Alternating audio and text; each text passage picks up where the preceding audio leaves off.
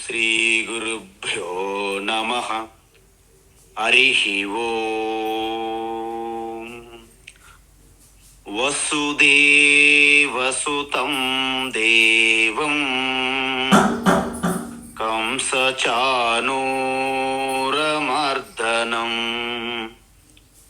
దేవకీ పరమానందం కృష్ణం వందే జగద్గురుం. తీర్త్వా మోహార్ణవం హత్వా రాగద్వేషాదిరాక్షసాం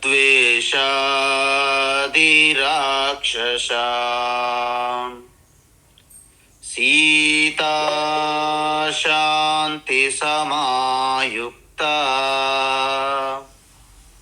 ఆత్మా రామో విరాజతే. ఆత్మా రామో విరాజతే. ఆత్మస్వరూప బంధుగణ భగవద్గీత జ్ఞానయజ్ఞంలో భాగంగా 9వ అధ్యాయం చూస్తున్నాము. ఇప్పటి వరకు భగవాన్ ఏం చెప్పారంటే సకామ భక్తి చెప్పిన తర్వాత నిష్కామ భక్తి కూడా చెప్పారు. అనన్యా చింతయంతోమ ఏ జన పర్యుపాసతే. అయితే మొత్తం ఇటువంటి ఒక స్వార్థపూరితమైనటువంటి కోరికలు పెట్టుకోకుండా పరమాత్మయే లక్ష్యంగా, అంటే మన జీవిత లక్ష్యం ఏమిటంటే పరమాత్మయే. సకామ భక్తులు ఏమిటి? పరమాత్మ లక్ష్యం కాదు, మన కోరికలు తీర్చుకోవడమే మన లక్ష్యం. దానికోసము ఈశ్వరుని సహాయంగా తీసుకుంటాం సకామ భక్తిలో. నిష్కామ భక్తులు ఏమిటి? మిగతా వాటి సహాయం తీసుకుంటూ ఈశ్వరుని అల్టిమేట్గా పెట్టుకుంటారు లక్ష్యంగా. దీన్నే నిష్కామ భక్తి అంటారు. అందువల్ల సకామ భక్తికి నిష్కామ భక్తికి మీకు స్పష్టత ఉండాలి. విష్ణు సహస్రనామం చదువుతున్నాం పారాయణ అనుకుందాం. సకామ భక్తి ఎలా ఉంటుంది? నాకు పలాయన కోరిక తీరాలి, దానికోసము ఒక సహాయముగా విష్ణు సహస్రనామావళిని వాడుకుంటున్నా. అంటే అప్పుడు మీరు చిన్న తప్పు జరిగినా మీకు ఫలితం రాదు. దీన్ని సకామ భక్తి అంటారు. అలా కాకుండా నా అంతఃకరణ శుద్ధి కోసం, మోక్ష ప్రాప్తి కోసం, గురు శాస్త్ర లభ్యం ప్రాప్తి కోసం నేను విష్ణు సహస్రనామాన్ని సహాయంగా తీసుకుంటే దాని నిష్కామ భక్తి అంటారు. ఈ నిష్కామ భక్తిలో అక్షర దోషాలు కానీ ఎన్ని తప్పులు జరిగినా మీకు ఎటువంటి పాపము కలుగదు. ఎందుకు? మీరు నిష్కామంగా చేస్తున్నారు కాబట్టి. ఇది ఈ స్పష్టత ఉన్న శాస్త్రంలో. ఈ విధంగా చేసిన వారికి అహం, నేను అంటే పరమాత్మ, అంటే కృష్ణ యావత్తు సృష్టి స్థితి లయక పూర్వంగా ఉన్నటువంటి చిదానంద సచ్చిదానంద శుద్ధ చైతన్య స్వరూపంగా కృష్ణ పరమాత్మ ఇక్కడ రిప్రజెంట్ చేస్తున్నారు. అందువలన ఇక అల్టిమేట్ బ్రహ్మస్వరూపం ఈశ్వర్ అంటే ఎవరు? కృష్ణ అనేది ఇక్కడ భగవద్గీతలో ఉంటుంది. నేను మీ యొక్క యోగక్షేమాలు చూసుకుంటా, నేను మోస్తానంటున్నా. ఎందుకు? మనం ఎన్ని చేస్తున్నా అయినా కుటుంబ బాధ్యతలు, ఇల్లు వాకిలి, మేము గృహస్థం అంటాం కదా. మీరేం టెన్షన్ పడకండి. మీకు ఏవైతే అత్యవసరంగా ఉంటున్నాయో అవి ఏర్పాటు చేసే బాధ్యత నాది అంటున్నారు. ఓకే, అవి ఏర్పాటు చేస్తారు, మరి వాటిని కాపాడేది రక్షించేది ఎవరు? ఆ వర్క్ కూడా నేనే చూసుకుంటాను అంటున్నారు ఇక్కడ. అంటే యోగక్షేమాలు రెండు నేను చూసుకుంటాను. మనకి ఎంత టైం ఫ్రీ వచ్చిందండి. అది మేమేం చెయ్యాలి? మీరు నా చింతనతో నన్నే శరణవేరి నన్ను గట్టిగా పట్టుకోండి, మిగతావంతా నేను చూసుకుంటాను. అయితే ఇక్కడ ఇంకొకటి ఉన్నారు. అందరూ కూడా దీనికి సంసిద్ధంగా ఉండరు కదా. మరి వాళ్ళేం చేస్తున్నారు? ఎవరైతే అన్య దేవతా భక్తా శ్రద్ధయా ఆన్వితా యజంతే, మిగతా వారు ఉంటారు. కృష్ణ అంటే నువ్వు ఒక్కవేనా, మాకు మిగతా ఇష్టదేవతలు ఉన్నారు కదా, మేము వాళ్ళు పూజించుకుంటాము అంటున్నారు వాళ్ళు. హే కౌంతేయ, హే అర్జున, వాళ్ళు అలా పూజిస్తున్నప్పటికీ అంటే వాళ్ళు మామేవ యజంతి, నన్నే పూజించినట్లు లెక్క. వాళ్ళు ఎవరిని పూజించుకొని పర్లేదు, ఏ దేవతలు పూజించని పర్వాలేదు, కానీ అది ఎలాంటి పూజ అవుతుంది? జ్ఞానము లేని సత్యాన్ని గ్రహించినటువంటి పూజగా పరిగణించబడుతున్నది. అందుకే ఈ సృష్టిలో ఏ బాబా ఫకీరుకు మీరు పూజించినా, ఏ మేరీ మారియాకు పూజించినా,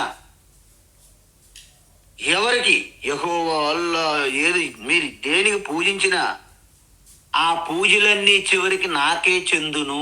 కానీ సత్య దూరంగా వాళ్ళు పూజిస్తున్నారు అజ్ఞానముతో, కాబట్టి వాళ్ళకి పూర్తి స్థాయి సత్యం తెలియదు అని చెప్తాను.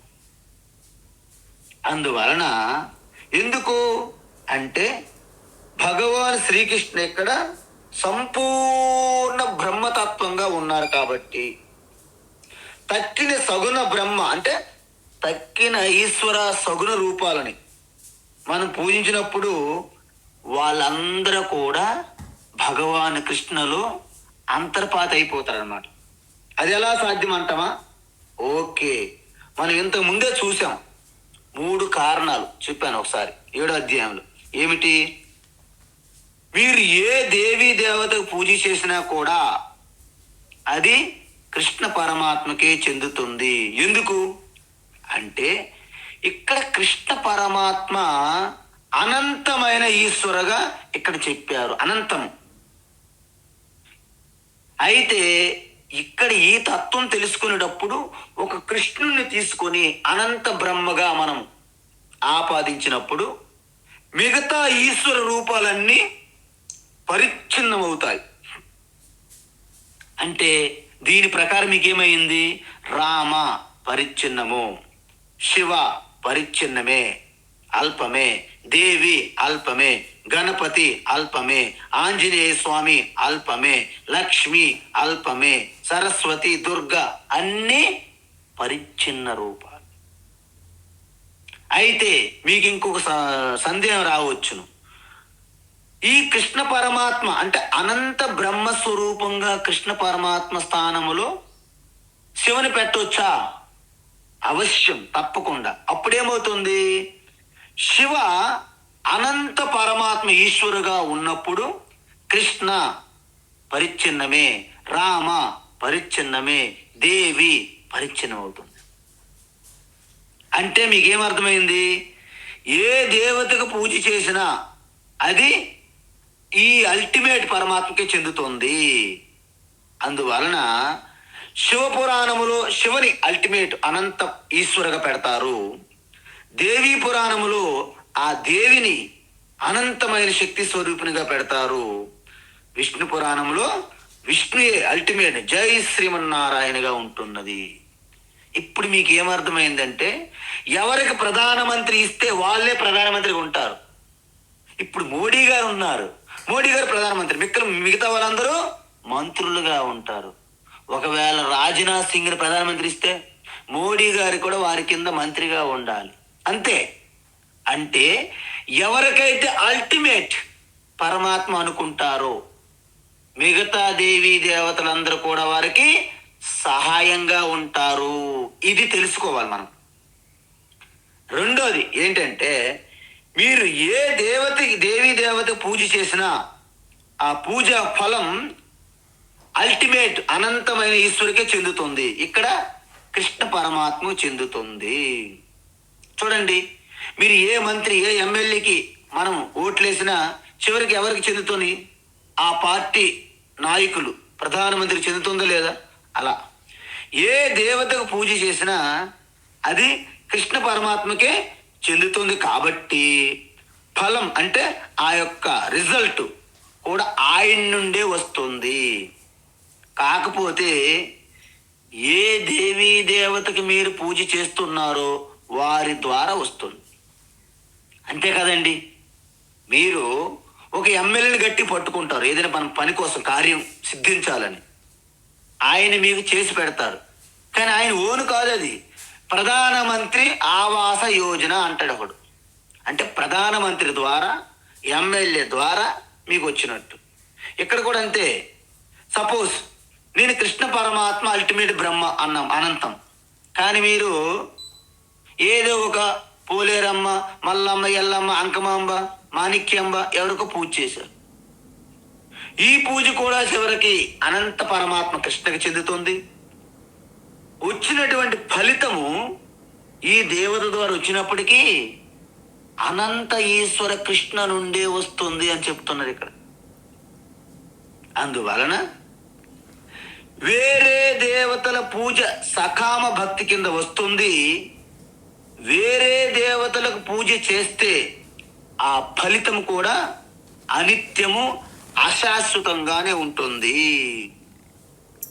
ఆ దేవతలకి పరిచ్ఛిన్నత పరిమితమైన శక్తి ఉంటుంది. కాబట్టి ఎందుకు ఇక్కడ కృష్ణ పరమాత్మ అనంత పరమాత్మ అనంతీశ్వరుగా అనుకున్నప్పుడు మిగతా దేవి దేవతలు అన్ని కూడా ఎన్ని రూపాలు కూడా అవి పరిమితమైన శక్తి ఉంటాయి వాటికి. ఆ దేవతలు కూడా వారి శక్తి మేరకే మీకు రిజల్ట్ ఇస్తారు, ఫలితం. అందువలన ఇప్పుడు మనకి డాక్టర్ హాస్పిటల్ ఉంటాయి, స్పెషలైజేషన్ ఉంటుంది. హార్ట్ ప్రాబ్లం ఉన్న వాళ్ళు కార్డియాలజిస్ట్ దగ్గరికి వెళ్ళాలి, అంతేగాని ఈఎన్టీ స్పెషలిస్ట్ దగ్గరికి వెళ్ళి నాకు హార్ట్ ప్రాబ్లం అని, హార్ట్ ప్రాబ్లం దగ్గరికి వెళ్ళి నాకు గొంతు ప్రాబ్లము, చెవి ప్రాబ్లం అని చెప్పకూడదు. అలా దేవతలు కూడా వారి యొక్క శక్తులని అలాగా విభజించారు. మీరు చూడండి, మీకు విద్య రావాలంటే సరస్వతీ దేవిని ఉపాసన భక్తి చేస్తారు. కొత్తగా ఒక బిజినెస్ చేస్తున్నాడు, వారు సరస్వతి దేవిని పూజిస్తారండి? లేదు, వారు లక్ష్మీదేవిని పూజిస్తారు. ఎందుకు? ఐశ్వర్యం కావాలి, కుబేర యంత్రం పెడతారు. అందువల్ల ఈ దేవతలకు చేసే పూజ సకామ భక్తి కిందకి వస్తుంది. కాబట్టి మరి శాశ్వతమైనటువంటి సంపూర్ణ శాశ్వత నిత్య ఫలం కావాలంటే ఏం చెయ్యాలి? ఇప్పుడే చెప్పాం, కృష్ణ పరమాత్మ నిర్గుణ నిరాకార అనంత ఈశ్వరుకి ప్రతీక సంకేతము. కాబట్టి మీకు అనంతమైన ఫలం కావాలంటే అనంత ఈశ్వర కృష్ణ పరమాత్మను మీరు పూజించాలి. ఇది మనకు లాస్ట్ చెప్పాల్సినటువంటి నా యొక్క విషయం. అయితే మనం ఒకటి గుర్తించుకోవచ్చుమా, తక్కిన దేవీ దేవతలను చిన్న చూపు మనము చూడడం లేదు. ఎందుకంటే ఎక్కడ ఏ రూప యద్భావం తద్భవతి అని చెప్పారు. కాబట్టి ఏ దేవతకి మీరు ఆ స్థానం ఇస్తున్నారనేది ఆధారపడి ఉంటుంది. ఇక్కడ అనంత శక్తి, అనంతమైనటువంటి జ్ఞానము, ఐశ్వర్యము ఏ దేవత మీద ఏ దేవి మీద మీరు పెడితే మిగతావన్నీ అల్పమైన శక్తి ఉన్నవి అవుతాయి. కాబట్టి అందువలన మీకు అలాంటివి మిగతా దేవతలకి తక్కువ ఎక్కువ ఏం లేదండి. ఇక్కడ జస్ట్ మీరిచ్చే పొజిషన్ బట్టి ఆధారపడి ఉన్నది. మనం ఆంజనేయ స్వామిని అనంతమైనటువంటి ఈశ్వరుడుగా మనం అనుకున్నాం అనుకోండి, రాముడు కూడా పరిచ్ఛిన్న శక్తి గల దేవత అవుతున్నది. ఎందుకు? అనంత ఈశ్వర హనుమాన్ కాబట్టి రామకృష్ణ కూడా పరిచ్ఛిన్న శక్తి ఉన్న దేవీ దేవతలు అవుతారు. అందువలన మీరు దాని గురించి కంగారు పడక్కర్లేదు, మీరు దేనికైనా ఇవ్వచ్చు. కాబట్టి ఎవరైతే అన్య దేవతా భక్తాహ, కొంతమంది భక్తులు నన్ను కాకుండా అంటే అల్టిమేట్ పరమాత్మ తెలుసుకోకుండా తక్కిన దేవతలను కొలుస్తున్నారు. ఎలా? శ్రద్ధయాన్విత యజంతే, చాలా శ్రద్ధ భక్తితో పూజిస్తున్నాం మనం. చూడండి, మీకు తొందరగా ఈ కోరిక తీరిపోవాలంటే ఎవరో ఒకరు చెప్తారు, పలాయన ఊర్లో పలాయన టెంపుల్ ఉంది, పలాయన శక్తి పీఠం ఉంది, అక్కడికి పూజించనంట. అప్పుడు మనం ఏం చేస్తాము? మిగతా అన్ని దేవీ దేవతలను పక్కన పెట్టి ఆ దేవిని పూజిస్తాం. అదేవిధంగా శ్రద్ధతో పూజిస్తారన్నమాట. చివరికి నవగ్రహాల్లో శనిగ్రహాన్ని కూడా పూజించినా అది కృష్ణ పరమాత్మకే చెందుతుంది. ఎందుకు? మిగతా సృష్టిలో ఎన్ని దేవతలు మీరు పూజ చేసినా అల్టిమేట్ ఒకటే పరమాత్మ చెందుతుంది. కాబట్టి ఆ అల్టిమేట్ పరమాత్మ కృష్ణ అనుకున్నారు కాబట్టి కృష్ణ పరమాత్మకి చెందుతుంది అంటున్నారు ఆయన. అయితే ఏ కుంతీపుత్ర అంటే ఏ కౌంతేయ తే, వాళ్ళ భక్తి కూడా చివరికి నాకే చేరుతుంది, నాకే చెందుతుంది. ఎలా? ఇప్పుడు మనం గంగా నదికి పూజిస్తున్నాము, తెలుగు వాళ్ళు గోదావరి నదికి పూజిస్తున్నారు. ఈ రెండు నదుల నీరు ఎక్కడ చేరుతుంది? చివరికి సముద్రంకి చేరుతుంది. ఆ విధంగా అవన్నీ నాకే చేరుతున్నాయి. అంటే ఇప్పుడు ఒక మాట చూడండి, ఈ అన్ని దేవతలకు పెట్టిన నమస్కారాలన్నీ నాకే చెందును. ఎందుకు? ఆకాశాత్ పతితం తోయం యథా గచ్చతి సాగరం సర్వదేవ నమస్కారః కేశవం ప్రతి గచ్చతి. చూసారా, ఇది విష్ణు భక్తులు రాశారు కాబట్టి ఈ శ్లోకము. అన్ని నదులు, సకల ఆ జలములు, అన్ని వర్షపు నీటి బిందువులు అన్నీ కూడా చివరికి సముద్రములో ఎలా చేరుతున్నాయో అదే విధంగా మీరు ఏ దేవీ దేవతలకి ప్రకృతి సృష్టిలో మీరు పూజించిన, నమస్కారం చేసినా చివరికి అల్టిమేట్ అనంత ఈశ్వరకే చెందుతున్నాయి. ఆ భక్తుడు అనంత ఈశ్వరుని కేశవ అని పేరు పెట్టుకున్నారు. నేనిప్పుడు ఆ అనంత ఈశ్వరుని శివ అని పేరు పెట్టుకుంటాను, నా ఇష్టం. సర్వదేవ నమస్కారః శివం ప్రతిగచ్చతి శక్తిం ప్రతిగచ్చతి, ఏదైనా పెట్టుకోవచ్చు. రామం ప్రతి అంటే మీరు అనంతమైన ఈశ్వరగా ఏ దేవీ దేవతనైనా సరే మీరు పూజించవచ్చును. కానీ ఆ సమయంలో మిగతా దేవీ దేవతలను అందరూ సమానమే ఈ రాజకీయ పొలిటికల్ రాజనీతి తీసుకురావద్దు. ఎందుకు? అనంతమైన ఈశ్వర అనేకం ఉండరు, ఒక్కటే ఉంటుంది ఆ ఈశ్వర శక్తి. అది గుర్తించుకుంటే చాలు. అందువలన అవిధి పూర్వకం, ఇక్కడ అవిధి అంటే అజ్ఞానం. ఎందుకు? వారికి తక్కిన దేవతలంతా నాలోనే ఇమిడి ఉన్నారనే సత్యం తెలియదు వాళ్ళకి. వాళ్ళేమనుకుంటారు, కృష్ణవే okay, Rama okay, Shiva okay, Ganesh okay, Parvati అన్నీ ఓకే, మంచిదే. కానీ వీటన్నింటిలో ఒక అనంతమైన ఈశ్వర సమానం ఒక్కటే ఉంది. దాన్ని మీరు విష్ణుగా చూస్తారా, శివగా చూస్తారా, దేవిగా చూస్తారా, గణపతిగా చూస్తారా, మీ ఇష్టం. కానీ మిగతావన్నీ కూడా సమాన శక్తివి అంటే అనంతమైన శక్తిగా ఉన్న ఈశ్వరులు అనంతం ఉండరు, ఒక్కటే ఉంటుంది. అది గుర్తుంచుకోవాలి. అందువలన ఈ విధంగా వాళ్ళు నన్ను పూజ చేస్తారు అనుకోండి, సపోజ్ నన్నే పూజిస్తే తక్కిన దేవతలందరినీ పూజించినట్టే అవుతుంది. ఎందుకు? అందుకే సముద్ర స్నానము సకల నదులలో స్నానం చేసినట్టుగా అని చెప్తారు మనకి పెద్దలు. అందువలన ఇంతకీ వాళ్ళు అలా నా గురించి తెలుసుకోకపోవడం వలన వాళ్ళకి ఏం పరిస్థితి వాటిల్లుతుంది, అది ఇప్పుడు చెప్తున్నారు భగవాన్ శ్రీకృష్ణ.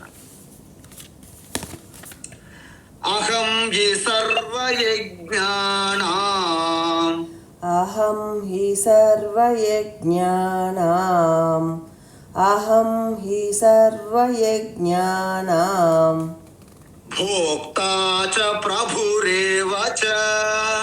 భోక్తా చ ప్రభురేవ చ. భోక్తా చ ప్రభురేవ చ. నతు మామభిజానంతి.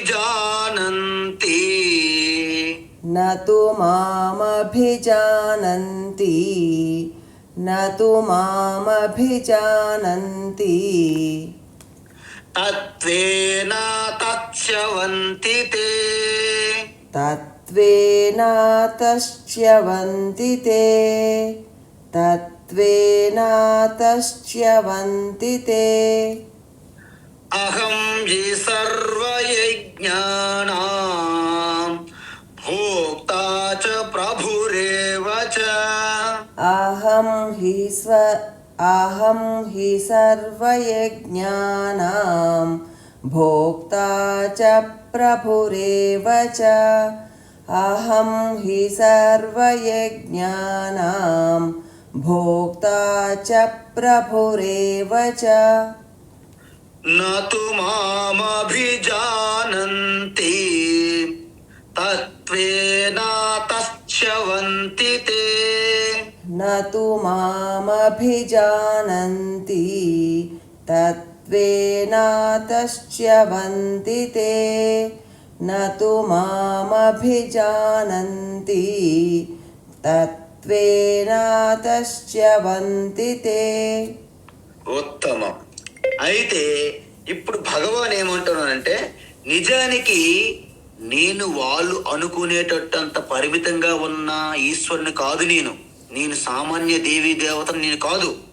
మరి ఏంటి మీరు అంటే, అహం సర్వయజ్ఞానాం అంటే సకల యజ్ఞ యాగాలు ఎన్ని యజ్ఞములు ఉన్నాయో అంటే, మీరు ప్రాతకాలంలో చేసిన చిన్నపాటి సంధ్యావందనము నుండి రాజసూయ యాగం, ఏదైనా అశ్వమేధ యాగం వరకు ఎన్ని యజ్ఞ యాగాలు ఉన్నాయో వాటన్నింటికి చివరికి ఆహుతులు తీసుకునేది నేను భోక్తను. అంటే ఏ దేవతకి ఏ పూజ చేసినా నేనే అందుకుంటాను. మీరు అగ్నిలో వేస్తారు, అగ్నయే స్వాహ అగ్నయే ఇదం నమమ, ఇంద్రాయ స్వాహ ఇంద్రాయ ఇదం నమమ అని మీరు ఏమి వేసినప్పటికీ వాళ్ళ ద్వారా కూడా నేనే చివరికి పొందుతున్నాను అవి. అంటే యజ్ఞోవై విష్ణు, ఆ యజ్ఞ యొక్క ఫలము, యజ్ఞ యొక్క ఆహుతులు నావే. ఆ నిజానికి చెప్పాలంటే ఆ యజ్ఞం అంతా నేనే. యజ్ఞోవై విష్ణువు, నేనే యజ్ఞము అంటున్నారు. అందువలన భోక్త అంటే ఆ యజ్ఞములో మీరు సమర్పించేవన్నీ కూడా నాకే చెందుతున్నాయి అంటారు. మీరు విషయం చూడండి, మనము మనీ ఆర్డర్ పంపిస్తాం. మనీ ఆర్డర్ పంపిస్తే మీ ఇంటికి వచ్చి ఎంఓ ఇస్తాడు పోస్ట్ మ్యాన్. చిన్నపిల్లలు ఏమనుకుంటారు, అమ్మయ్య పోస్ట్ మ్యాన్ ఇస్తున్నాడు డబ్బులు. పోస్ట్ మ్యాన్ ఇస్తున్నాడా మీకు? పోస్ట్ మ్యాన్ ఏమి ఇవ్వట్లేదు. కానీ ఇంటి యజమానురాలకు తెలుసు ఎవరు డబ్బులు పంపించారు. మా అబ్బాయి అమెరికా నుండి పంపించాడు, పోస్ట్ మ్యాన్ జస్ట్ ఊరికి మనకు అందించాడు అనుకోండి. కానీ చిన్నపిల్లలు ఏమనుకుంటారు, అమ్మ చూసారా వాళ్ళ ఇంటికి వెళ్ళి పోస్ట్ మ్యాన్ డబ్బులు ఇస్తాడు, పోస్ట్ మ్యాన్ ఇస్తున్నాడు డబ్బులు. అందువలన అక్కడ చిన్నపిల్లలు ఏంటి, అజ్ఞానము.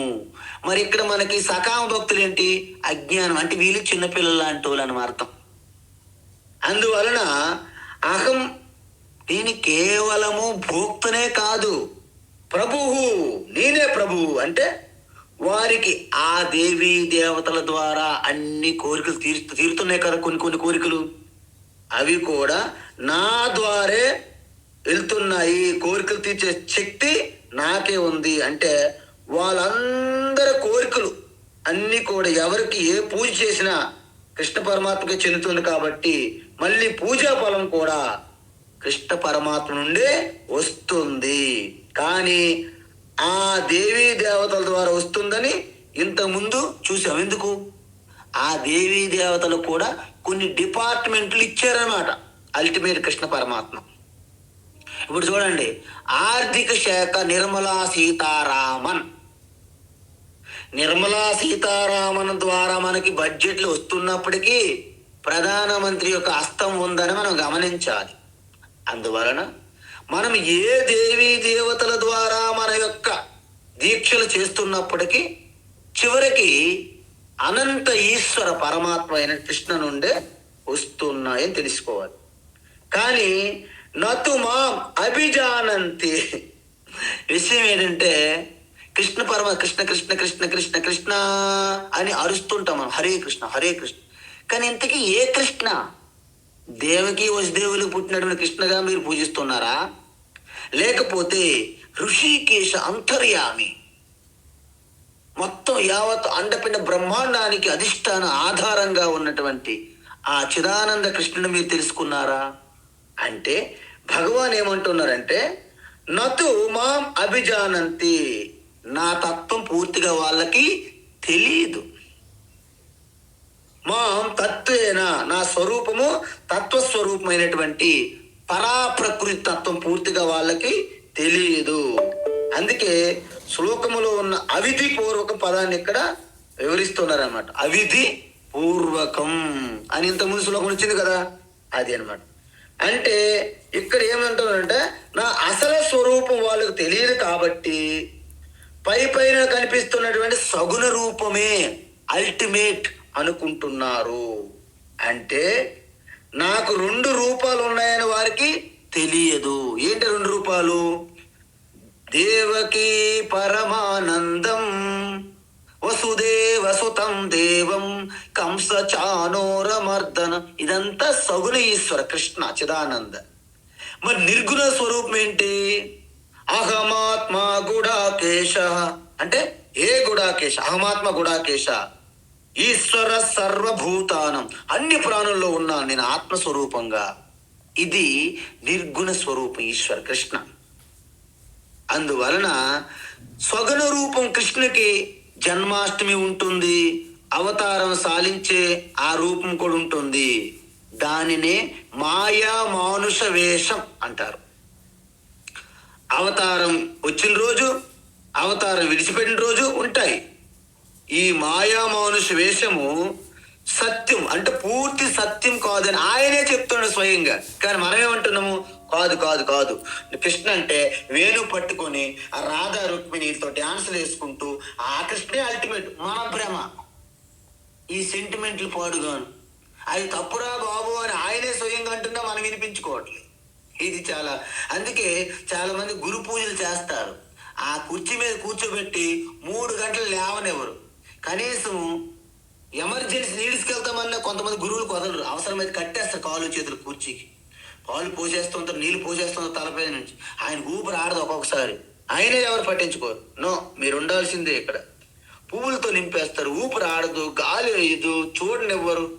ఈ భక్తి చూసారా? భక్తి, ఆ భక్తి అది పిచ్చే. అందువలన వీళ్ళని ఏమన్నారు 11వ శ్లోకంలో? అవజానంతి మామూఢా మానుషేం తనుమాశ్రితం పరం భావమజానంతః మమ భూత మహేశ్వరం. ఇంతకుముందు చెప్పాం మనం. కృష్ణ పరమాత్మ ఏం చెప్పారు? నా మానవ స్వరూపం చూసి మూఢులు, అజ్ఞానులు ఒక నామము ఒక రూపానికే పరిమితి ఉన్న దేవుణ్ణి అనుకుంటున్నారు నన్ను.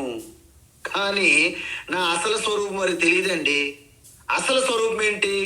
నిర్గుణ నిరాకార స్వరూపాన్ని, కేవలము శుద్ధ చైతన్యమే కృష్ణ, సచ్చిత్ ఆనంద స్వరూపం. మా తత్వేన అంటే నా యొక్క యథార్థ నిర్గుణ స్వరూపం వారికి తెలియదు.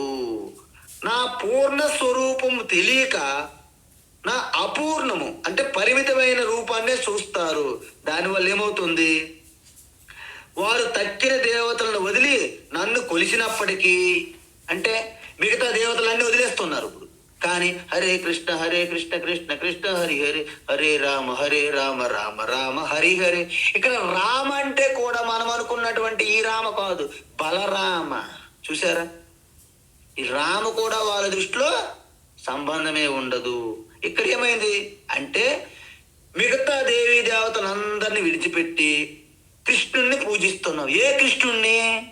ఒక రూపానికి పరిమితమైన కృష్ణుని పూజిస్తున్నారు. అందువలన అది కూడా అజ్ఞానమే అంటున్నారు కృష్ణ. ఎందుకు? అనంతం కోసం వాళ్ళు రావట్లేదు, పరిమితమైన కృష్ణతో ఆగిపోతున్నారు. ఎందుకంటే వారికి నా పూర్ణత్వం పూర్తిగా తెలియదు. అందువలన వాళ్ళు ఏం కోరుకుంటారు? ఈశ్వరు కృష్ణ దగ్గరికి వెళ్ళి, హే కృష్ణ, మా పాపకు పెళ్లి కావాలి, మా అబ్బాయికి ఉద్యోగం కావాలి, మాకు ఇల్లు కావాలి, మా పల్లెలో మాకేమో ఒక బంగ్లా కావాలి, మా వీధిలోన మాకు ఒక కారు కావాలి, ఇవి కోరుకుంటున్నారు అనమాట. అందువలన మనం ఏం అడగాలో మనకి తెలియడం లేదు. అయితే ఒక వ్యక్తి ఒక పాల వ్యాపారం చేస్తాడంట. పాల వ్యాపారం చేసి తపస్సు చేశాడట. ఎందుకు? ఆయనకి పాలు కొరత ఎప్పుడు వస్తున్నదన్నమాట.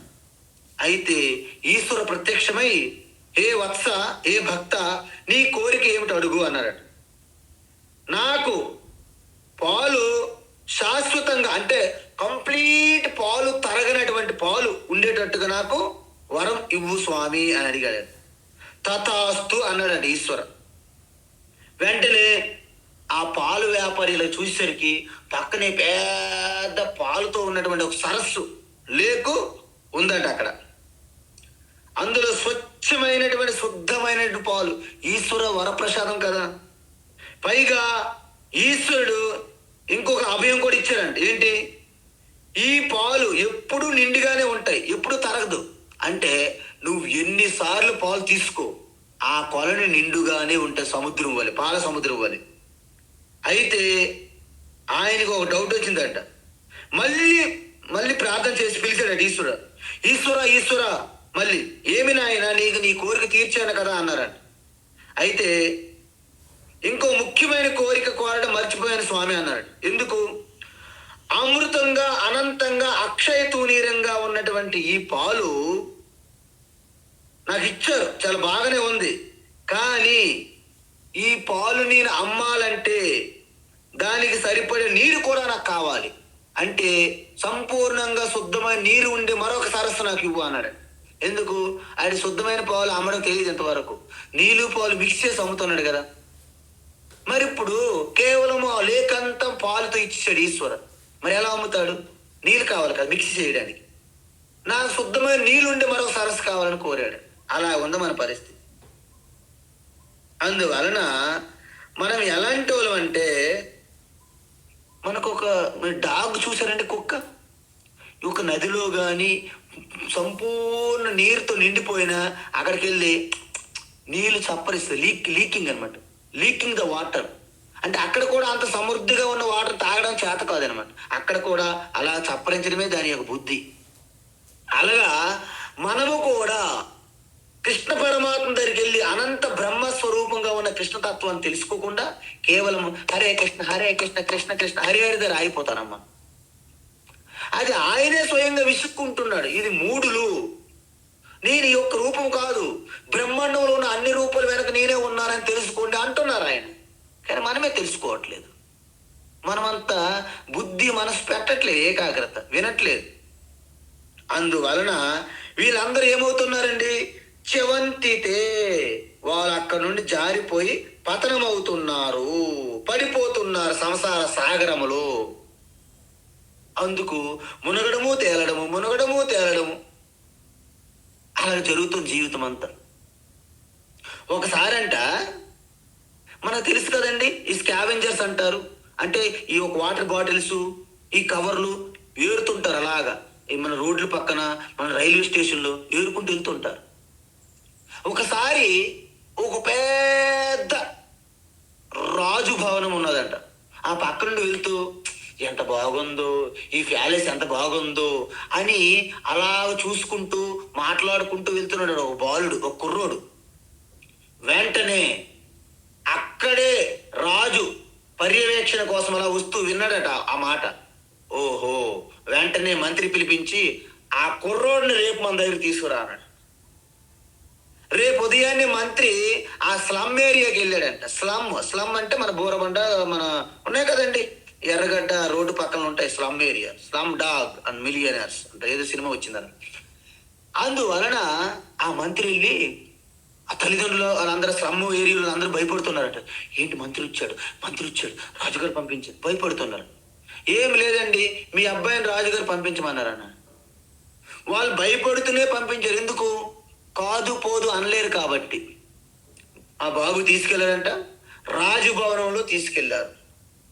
ముందే ఒక అద్భుతమైనటువంటి స్నానపానాలు చేయించి మంచి వేషధారణ యువరాజులాగా అలంకరించి రాజభవనంలో నీకు ఏం కావాలంటే కోరుకు, ఈవేళ నీకు అన్ని ఇస్తున్నాం అని రాజు మాట ఇచ్చాడు. ఉదయం నుండి సాయంత్రం వరకు ఏది కావాలంటే అన్ని భోగాలు సూచిస్తాడు, అనుభవిస్తున్నాడు. చీకటి అవుతున్నది. ఈ స్లమ్లో ఉన్న వాళ్ళందరూ ఒక దగ్గర గుమిగూడి ఏం చేస్తున్నాడు, అబ్బాయి రాలేదు, టెన్షన్లో ఉన్నారు అందరూ. ఆ స్లమ్ ఏరియాలో ఉన్న వీధిలో ఉన్న వాళ్ళందరూ. చివరికి రాజు సైనికులు మంత్రి ఆ యొక్క రథంలో తీసుకొచ్చి ఆ బాలుని ఇక్కడ దింపారంట. అందరూ ఆశ్చర్యంగా గుమిగూడుతున్నారు. ఏం చేశారు? రాజు ఏమైనా శిక్షించాడా?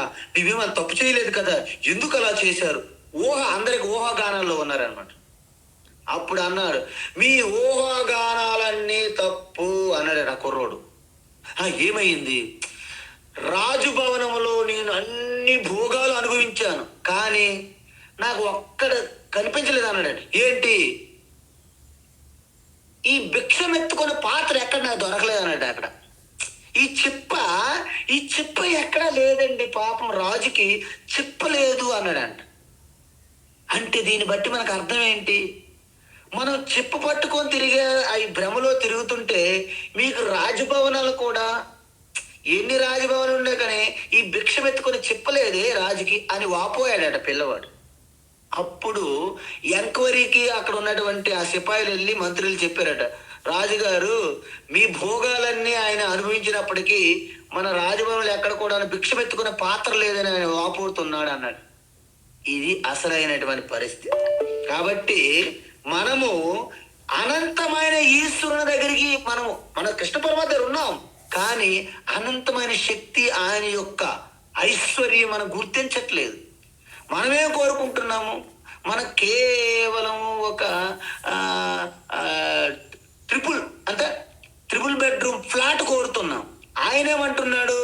మీకు విల్లా ఇచ్చేస్తామంటున్నా. అది మేము అడగట్లేదు. అందువలన మన కోరిక చాలా అల్పంగా ఉన్నాయి కాబట్టి అల్పమైన కోరికలు విడిచిపెట్టి అనంత ఈశ్వరుని పొందడమే నిష్కామ భక్తి అంటారు. అందువలన ఇక్కడ భగవాన్ ఏం చెప్తున్నాడు? యాంతి దేవవ్రతా దేవాన్, యాంతి దేవవ్రతా దేవాన్, యాంతి దేవవ్రతా దేవాన్, పితॄన్ యాంతి పితృవ్రతా, పితॄన్ యాంతి పితృవ్రతాః, పితॄన్ యాంతి పితృవ్రతాః, భూతాని యాంతి భూతేజ్యాః, భూతాని యాంతి భూతేజ్యాః, భూతాని యాంతి భూతేజ్యాః, యాంతి మద్యాజినోపి మాం, యాంతి మద్యాజినోపి మాం, యాంతి మద్యాజినోపి మాం, యాంతి దేవవ్రతా దేవాన్, పితॄన్ యాంతి పితృవ్రతా, యాంతి దేవవ్రతా దేవాన్, పితॄన్ యాంతి పితృవ్రతాః, యాంతి దేవవ్రతా దేవాన్, పితॄన్ యాంతి పితృవ్రతాః, భూతాని యాంతి భూతేజ్యాః, యాంతి మద్యాజినోపి మాం, భూతాని యాంతి భూతేజ్యాః, యాంతి మద్యాజినోపి మాం, భూతాని యాంతి భూతేజ్యాః, యాంతి మధ్యాజినోపి మాం. ఉత్తమం. అయితే ఇక్కడ ఈశ్వర మనకి ఒక విషయాన్ని గుర్తు చేస్తున్నారు. 7వ అధ్యాయంలో కూడా చెప్పాం కొన్ని విషయాలు. ఏంటి అంటే, సరే మనుషులు అజ్ఞానులు, అవివేకులు, ఓకేనండి, మనకంత జ్ఞానం లేదు. కానీ సకలము తెలిసిన ఈశ్వరునికి బుద్ధి ఉండాలి కదండి. ఏంటి బుద్ధి? మనం మోక్షం కావాలని మనకు తెలియదు, ఆయనే స్వయంగా మనందరం మోక్షం ఇవ్వచ్చు కదా అని కొంతమంది ఆలోచన. కానీ మీకు విషయం తెలుసా, ఈశ్వర స్వయంగా మనకి మోక్షం ఇవ్వలేరు. ఎందుకు? ఎందుకంటే దానికి 2 కారణాలు ఉన్నాయి. మనకి స్వయంగా ప్రయత్నం చేసే శక్తి మనకి ఇచ్చారు ఈశ్వరు. దాన్నే ఇంగ్లీష్లో ఫ్రీ విల్ అంటారు. ఫ్రీ విల్ అన్నమాట. అంటే ప్రతి మనిషికి స్వతహాగా ప్రయత్నించే అది శక్తి మనకి ఇచ్చారు ఈశ్వర. అందువలన మనము మిగతా పశువుల కంటే భిన్నంగా ఎందుకున్నామంటే కేవలము దీని ప్రకారంగా ఆహార నిద్ర భయమైతునం చ సామాన్యమేతత్ పశుభి నరాణాం జ్ఞానో హి తేషాం అధికో విశేషః జ్ఞానేన విహీనా పశుభి సమానాః అంటారు. అంటే ఆహారం తినడము, అలసిపోయినప్పుడు నిద్రపోవడము, ఆహార నిద్ర, భయం, ఏదైనా సరే మనకి ప్రమాదం అని అనుకుంటే భయపడడము, తప్పించుకోవడము, సంతానోత్పత్తి చేసుకోవడము, మన యొక్క సంతానోత్పత్తిని, ఇవన్నీ పశువులకి మనుషులకి సమానమేనండి. ఓకే, మీరు బంగ్లాలో ఉంటారు, అవి వేరే బయట అక్కడ ఉంటాయి. మీరు తింటున్నది వాళ్ళు తింటున్నది ఆహారమే. మీరు రెస్ట్ తీసుకుంటారు, అవి కూడా రెస్ట్ తీసుకుంటాయి. అవి కూడా భయపడుతుంటాయి, అవి కూడా రక్షణ కోసం వెతుకుతుంటాయి. అవి కూడా సంతానోత్పత్తి చేస్తాయి, మనం కూడా సంతానోత్పత్తి చేసుకుంటూ జీవించేస్తున్నాం. What is the great deal? అందువలన జంతువుల కంటే మనం ఏ విధంగా గొప్పవాళ్ళము అంటే మనకి బుద్ధి బాగా పనిచేస్తుంది. అది ఈశ్వరుడు మనకి ఇచ్చినటువంటి బహుమానం. అందువలన ఆ బుద్ధి పెట్టి మనము వివేకముతో ఆలోచించాలి. కానీ మనిషికి తనకు కావలసింది ఏమిటో ఎన్నుకొని ఆ యొక్క యుక్తి, ఆ వివేకము మనకిచ్చారు ఈశ్వరుడు ఏ లక్ష్యాలు ఉన్నాయో చెప్పగలరు. వాళ్ళు చెప్తున్నారు ఈశ్వరు మనకి, ఇది అనంతము, ఇది అశాశ్వతము, అది నిత్యము, ఇది అనిత్యము అని చెప్తున్నప్పటికీ ఏ లక్ష్యం కావాలంటే ఏ మార్గములో వెళ్ళాలో కూడా చెప్తున్నారు. చెప్పాం మనం, శ్రేయో మార్గము, ప్రేయో మార్గము. మీరు ప్రపంచాన్ని కోరుకుంటారా, ఈశ్వరుని కోరుకుంటారా అని చూపెడుతున్నారు మనకి. మీకు పరాప్రకృతి కావాలా, అపర ప్రకృతి కావాలా, మీరు మాయా ఆ వశములో పడి కొట్టుకుంటారా, లేకపోతే ఈశ్వరుని చేరుకొని సచ్చిదానంద స్వరూప ఆనంద స్థితిలో ఉంటారా, చూపెడుతున్నారు మార్గాలు.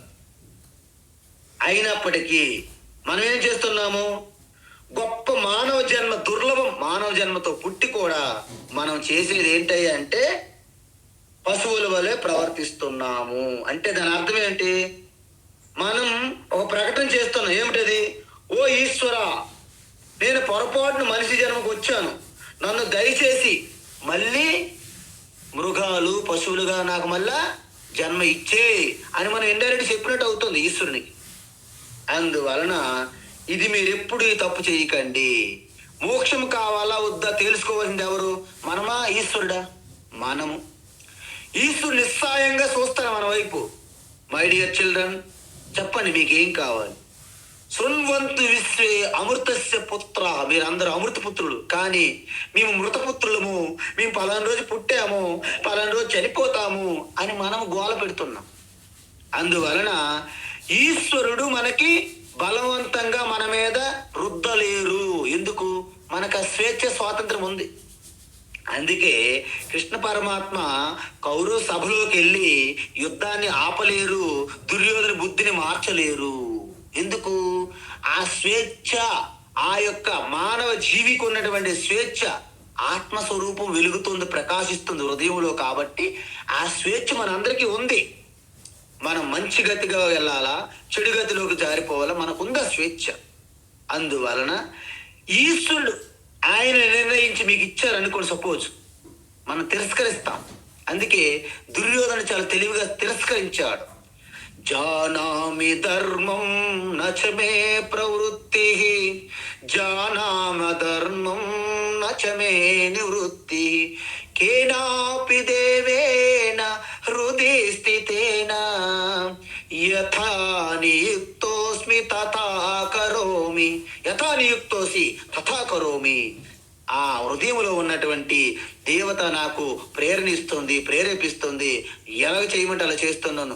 నువ్వెవరో చెప్పడానికి? ఆవులు కాసుకునేవు గోపాలుడు Krishna, get out from here అని దుర్యోధన పలికాడంట అలాగా. అందువలన ఒకవేళ ఈశ్వరు తనంతగా తనకు మనకి ఇచ్చినా మనము తీసుకునే అంత స్థితిలో లేము. నువ్వెవరు మాకు చెప్పడానికి కానీ అంటాం. మనం కూడా దుర్యోధన 2, 3, 4, 5, 6 దుర్యోధన సిరీస్ అంటారు దాన్ని. అందువలన ముందు మనకి అసలు ఒకవేళ ఈశ్వరు మనకు బలవంతంగా ఇస్తే మనం తీసుకోము. ఎందుకు మీకు తెలుసు. ఎందుకంటే ఇచ్చే వ్యక్తి ఉండాలి, తీసుకునే వ్యక్తి ఉండాలి. ఎవరైనా భగవద్గీత చెప్తామంటే మీరేమంటారు? ఆయన అక్కడ ఫ్రీ అంటారు. అది ఏంటో మతలబు ఉంటుందండి, మనకెందుకని అంటారు. అందువలన మనం ఒకటే తెలుసుకోవాలి, ముందు మాకు ఏ సమస్య ఉందో కోరికలు తీర్చేయండి, తర్వాతే మోక్షం మాకు కావాలంటమ్మా. అంటే అర్థం ఏంటి? మనం చిన్న చిన్న ఇప్పుడు రండి గీత అంటే మాకు కొంచెం బాధ్యతలు ఉన్నాయండి, తర్వాత వస్తామంట. రిటైర్ అయిపోయిన తర్వాత 80-70లో వస్తామంట. అంటే అర్థం ఏంటండి? మనము మీకేం కావాలో మీరు ఎన్నుకుంటే దాన్ని తీర్చడానికి నేను సిద్ధంగా ఉన్నాను అని ఈశ్వరు చెప్తున్నారు. కానీ మనం ఏం ఎన్నుకుంటున్నాము? అల్పమైన తుచ్చమైనటువంటి వాటిని మనము ఎన్నుకుంటున్నాము. అయితే కొంతమంది ఏం చేస్తున్నారు? దేవతలను పూజిస్తున్నారు. అంటే ఏవైతే అనేక రకాల ఇంద్ర, వరుణ, అగ్ని, వాయువు, భూమి, అగ్ని, నీరు అనేక దేవతలను పూజిస్తున్నారు కదా. వారు ఆయా లోకాలు వెళ్ళి దానికి తగ్గట్టు ఫలితం పొందుతున్నారు. లక్ష్మీదేవిని పూజించేవారు ఐశ్వర్యాన్ని పొందుతారు. అదేవిధంగా సరస్వతీ దేవిని పూజించేవారు జ్ఞానం, విద్య పొందుతారు. మీ అందరికీ తెలుసు, వ్యాపారస్తుడు ఎవరైనా సరే సరస్వతి పుట్టి పెట్టుకుంటారండి షాపులో. పెట్టరు ఆయన, లక్ష్మీదేవి పుట్టే పెట్టుకుని. ఎందుకు? చేతి నిండా డబ్బులు గిలగల గలగల గిలగల గలగల రాలుతూ ఉండాలి, బంగారు నాణ్యం వల్ల అవి. అందువలన మీరెప్పుడు కూడా ఎవరైతే దేవవ్రతాః దేవాన్ యాంతి అంటే దేవతలకు ఎవరైతే పూజిస్తారో, భక్తితో చేస్తారో ఆ అంటే దేవలోకాలు, స్వర్గలోకాలు పొందుతారు.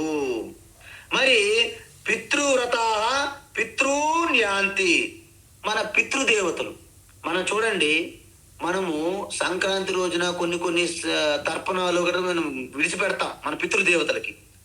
ఆ రోజు వాళ్ళే అధిష్టాన దేవతలు. అందువలన పితృదేవతలు పూజ చేసిన వారు పితృలోకాలకు వెళ్ళి అక్కడ సుఖాలు, భోగాలు అనుభవిస్తారు. ఎందుకు? వేద వాక్ అనమాట ఇది. తం యథా యథా ఉపాస్తే తదేవ భవతి, యద్భావం తద్భవతి. ఏది కోరితే అదే పొందుతాం. అర్థమైందండి?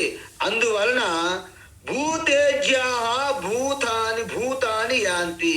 కొంతమంది భూత ప్రేత పిశాచులని, సాకిని, డాకిని, కంకిని, లంకిని అలాంటి బ్లాక్ మ్యాజిక్లు చేస్తారన్నమాట. అంటే ఎదుటోని నాశనం చేయడమే నా యొక్క లక్ష్యం పెట్టుకుంటారన్నమాట. వాళ్ళు శ్మశానాలకు వెళ్తారు, శవాల మీద కూర్చొని అనేక రకాల పిచ్చి పూజలు కూడా చేస్తారు వాళ్ళు. అలాంటి వాళ్ళు ఏమవుతుంది? అలాంటి భూతపేత గణాలనే పొందుతారు. మధ్యాజిన మాం యాంతి. కానీ నన్ను పూజించిన వారు ఉన్నారు కదండి, అల్టిమేట్ పరమాత్మ కృష్ణ తెలుసుకునే వాళ్ళు. అంటే సత్యం, జ్ఞానం, అనంతం బ్రహ్మ, చిదానంద కృష్ణ అని ఎవరైతే తెలుసుకొని ఆ పూర్ణత్వంగా ఉన్నటువంటి కృష్ణ పరమాత్మనే లక్ష్యంగా, జీవితం లక్ష్యంగా పెట్టుకుంటే ఆ చిదానంద కృష్ణనే మీరు పొందుతారు. అయితే చిదానంద రూప కృష్ణని ఏ విధంగా పూజించాలి అనేది ఇక్కడ ప్రశ్న అన్నమాట. అర్థమవుతుందండి? ఆ చిదానంద రూప కృష్ణని మనం ఎలా పూజించాలి? ఎందుకంటే సత్యం, జ్ఞానం, అనంతం బ్రహ్మ అంటున్నారు. కేవలము హరి సుందర నంద ముకుంద హరినారాయణ హరి ఓం. आवो रे गावो रे गोकुल के प्यारे, आवो रे कान्हा रे भाग्यनगर के प्यारे, आवो रे नाचो रे రాచ రచవో రే హరి సుందర నందం. ఇవన్నీ సగుణ రూపంలో ఉండిపోవడమా? కాదు. సత్యం జ్ఞానం అనంతం బ్రహ్మచిదానంద కృష్ణుని తెలుసుకొని పూజించాలి. మరి ఎలా పూజిస్తాము? ఎక్కడ పరిమితం కృష్ణ అంటే పత్రం పుష్పం ఫలం తోయం, పత్రం పుష్పం ఫలం తోయం, పత్రం పుష్పం ఫలం తోయం. యో మే భక్త్యా ప్రయచ్చతి, యో మే భక్త్యా ప్రయచ్చతి, యో మే భక్త్యా ప్రయచ్చతి. తదహం భక్త్యుపహృతం, తదహం భక్త్యుపహృతం, తదహం భక్త్యుపహృతం. అస్నామి ప్రయతాత్మనః, అశ్నామి ప్రయతాత్మనః, అశ్నామి ప్రయతాత్మనః. పత్రం పుష్పం ఫలం తోయం, యో మే భక్త్యా ప్రయచ్చతి. పత్రం పుష్పం ఫలం తోయం, యో మే భక్త్యా ప్రయచ్చతి. పత్రం పుష్పం ఫలం తోయం, యో మే భక్త్యా ప్రయచ్చతి.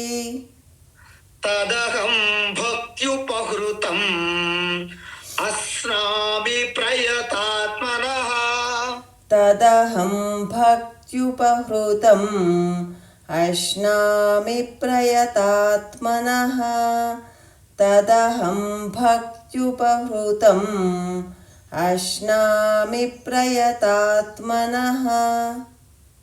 అద్భుతం, ఉత్తమం. అయితే ఈ యొక్క అనంత శుద్ధ బ్రహ్మ, అనంత నిర్గుణ నిరాకార నిర్విశేష సత్యం జ్ఞానం అనంత బ్రహ్మ కృష్ణ పరమాత్మని ఏ విధంగా పూజించాలి అనే విషయాన్ని రేపు వివరంగా చూద్దాం. హరి ఓం తత్సత్. సర్వం శ్రీకృష్ణార్పణమస్తు.